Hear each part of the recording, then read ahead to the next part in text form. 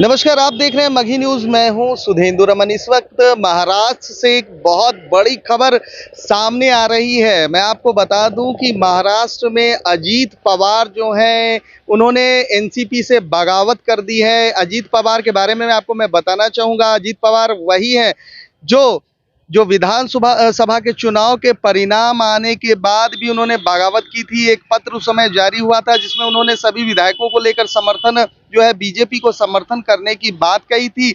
लेकिन इस बार जो बातें छनकर आ रही है, ये बात है कि अजीत पवार एनसीपी से का एक खेमा लेकर जो है बीजेपी में शामिल हो रहे हैं। इस वक्त मैं आपको बता दूं कि जिस तरह से जो महाराष्ट्र की सियासत गर्म है, वहां पर एकनाथ शिंदे जो महाराष्ट्र के मुख्यमंत्री हैं, देवेंद्र फडणवीस जो भाजपा के हैं और उप मुख्यमंत्री भी वहां पर हैं। दोनों अभी गए हैं राज्यपाल से मिलने के लिए, राजभवन में वहां बैठे हुए हैं दोनों।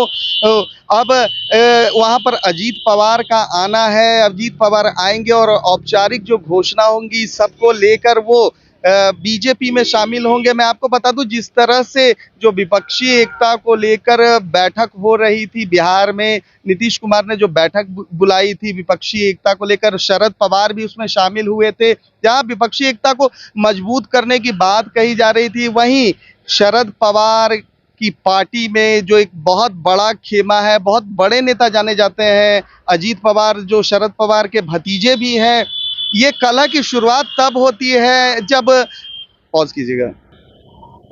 इस कला की शुरुआत तब होती है जब शरद पवार अपनी बेटी सुप्रिया सुले को अपना उत्तराधिकारी घोषित कर देते हैं। तभी से अजीत पवार कुछ बेचैन दिखते हैं। उसी समय से ये कला की शुरुआत कह सकते हैं। ऐसे कला तो विधानसभा चुनाव के परिणाम आने के बाद ही शुरू हो गए थे। जिस तरह से उप मुख्यमंत्री पद के लिए अजीत पवार को उस समय नॉमिनेट नहीं करना, पार्टी की तरफ से उनको आगे नहीं बढ़ाया जा रहा था, उससे वो खासे नाराज चल रहे थे।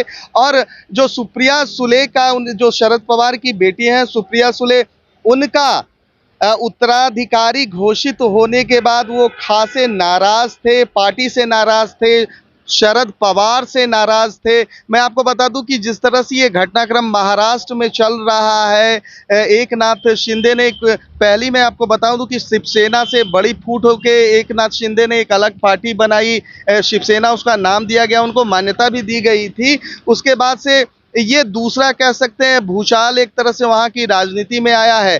जिस तरह से इस तरह के घटनाक्रम महाराष्ट्र में विगत साल डेढ़ सालों में हो रहे हैं, बड़ी बड़ी पार्टियों का बीजेपी में जो विलय हो रहा है, उससे ये स्पष्ट है कि कहीं ना कहीं महाराष्ट्र में जो बीजेपी है वो अन्य पार्टियों पर भारी दिखती हुई दिख रही है। फिलहाल तमाम हमारी ऐसी खबरों को देखने के लिए आप देखते रहिए मगही न्यूज।